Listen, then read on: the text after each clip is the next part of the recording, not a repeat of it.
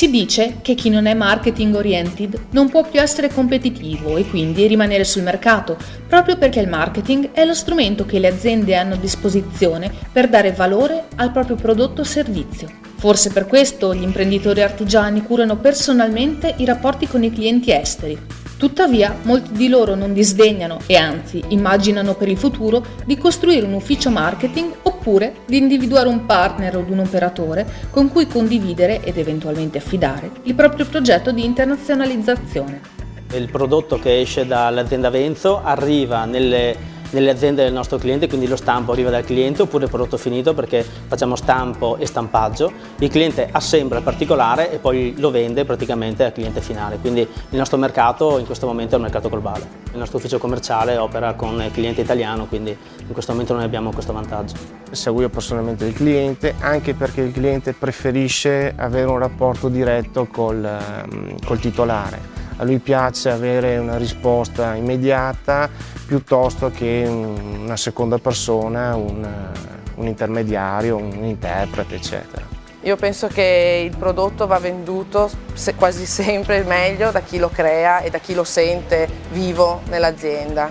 Per il Temporary Export Manager, che non è ancora una figura molto utilizzata, alcuni nutrono curiosità. Al momento dobbiamo ancora utilizzarlo, però siamo aperti a ogni nuova idea. In futuro sicuramente se si deciderà un attimino di ampliare quanto riguarda il nostro mercato estero, sicuramente ci sarà un attimino da modificare anche l'organizzazione nostra interna, creando un ufficio estero con del personale anche qualificato. Lo utilizzerei, in questo momento non ci ho mai provato, però secondo me è una figura che potrebbe dare degli input per ovviamente avere qualcosa in più, imparare qualcosa di più per poter uscire all'estero.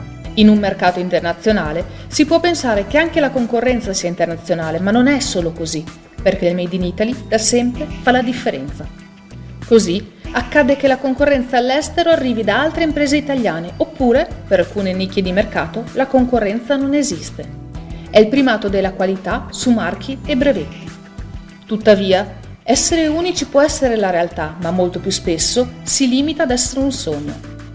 Il Made in Italy risulta essere all'estero già un marchio di per sé, ma non basta. Saper vendere il prodotto, organizzandolo secondo specifici criteri di programmazione, produzione e aspetti commerciali di alta qualità, sono le leve che possono guidare al successo.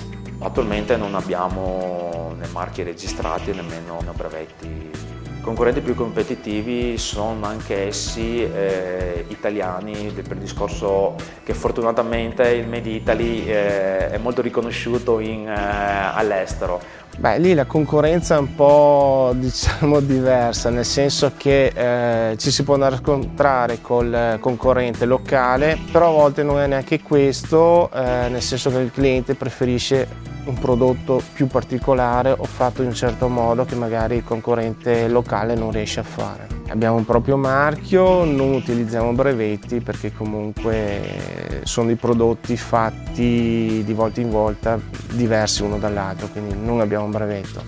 Fortunatamente non ne abbiamo molta perché siamo in 3 aziende in tutta Italia che producono questo tipo di gioielli e ognuno fortunatamente ha il suo range di clientela, quindi cerchiamo di non pestarci i piedi l'uno con l'altro.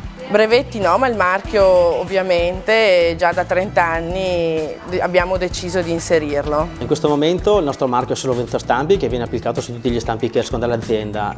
Stiamo portando avanti 2 brevetti su dei prodotti finiti e la volontà è quella di costruire il prodotto finito e vendercelo all'estero, quindi stiamo anche noi prendendo la strada del prodotto fatto in Italia e venduto in giro per il mondo. In questo momento qua la Cina non ci fa più paura, nel senso che ha fatto i danni che ha fatto all'inizio del 2000, poi si è assestata perché negli stampi di deformazione lamiera non ha avuto gran successo.